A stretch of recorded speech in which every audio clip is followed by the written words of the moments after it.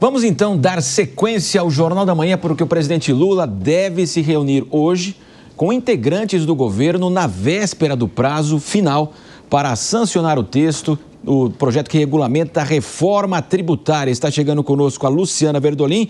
Depois de 30 anos de discussões, promessas, teremos uma reforma. Luciana, seja bem-vinda ao Jornal da Manhã. Bom dia. Bom dia, Matos. Bom dia, Lívia. Bom dia a todos. Olha, a expectativa é de que sim, né? Apesar das medidas propriamente ditas, terem uma fase aí de transição para entrarem em vigor. A proposta já foi aprovada pela Câmara, pelo Senado no final do ano passado, já foi aprovado no ano anterior, a regulamentação saiu no ano passado e agora o governo precisa sancionar para efetivamente a reforma tributária começar a entrar em vigor.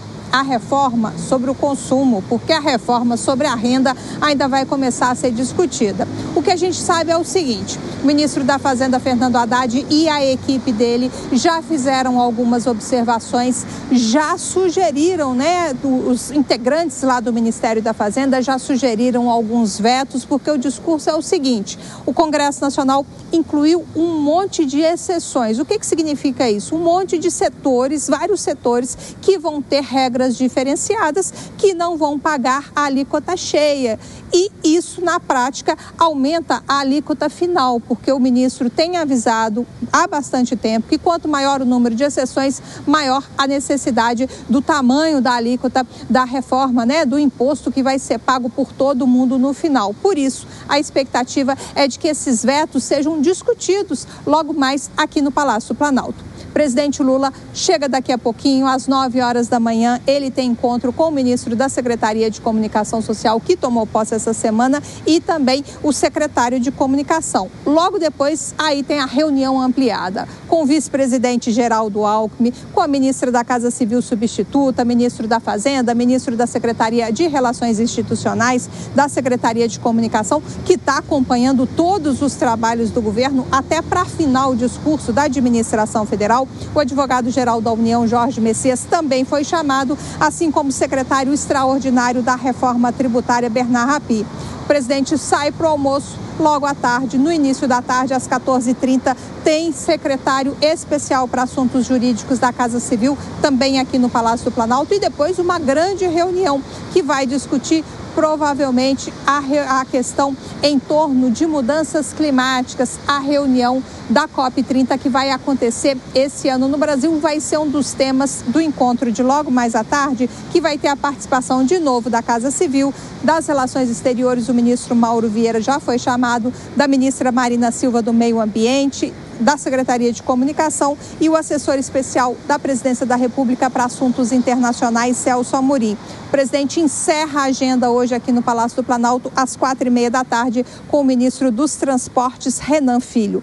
Vale ressaltar que o prazo para a sanção da regulamentação da reforma tributária é amanhã, por isso o governo está correndo contra o tempo, é preciso definir essa questão o mais rapidamente possível. Agenda cheia, portanto, em Brasília. Luciana Verdolim, claro, vai retornar conosco na programação da Jovem Pan, atualizando todas as informações. Valeu, Luciana. Mas agora é a hora de análise. A Deise Tchocari está conosco. Deise, bom dia. Então, uma data importante, muitas discussões, mais de 30 anos de promessas e teremos uma reforma tributária, não a perfeita, a ideal, mas de qualquer forma, muitos avaliam que ela será benéfica para o país. E essa disputa dos setores, todo setor se acha na condição de pedir, ele precisa sempre mais de incentivo e é uma discussão aí muito pesada e que atrapalha de fato o país. Deise, seja bem-vinda. Marcelo, bom dia aos amigos da Jovem Pan. Ela não é a reforma tributária ideal, mas é a reforma possível, né? Depois de 30 anos, foi isso que deu para fazer. Ela é necessária, é urgente. Alguns vetos do presidente, eles buscam reduzir esse custo Brasil, né? O Brasil é um país multifacetado, complexo, então é muito difícil atender a todas as demandas, né? Mas esses vetos e até a fala do Haddad, eles revelam uma maturidade institucional quando eles admitem a necessidade desses ajustes e eles mostram que esse processo legislativo não se encerra com a aprovação do texto. A reforma tributária ela não deve funcionar de imediato, leva um tempo ainda, mas a discussão e o próprio aperfeiçoamento deve continuar no Congresso e também no âmbito do Executivo, né, Marcelo? A gente sempre reiterou aqui que para uma reforma tributária eficiente seria necessária também uma reforma administrativa, que a gente já vê algumas conversas de bastidor.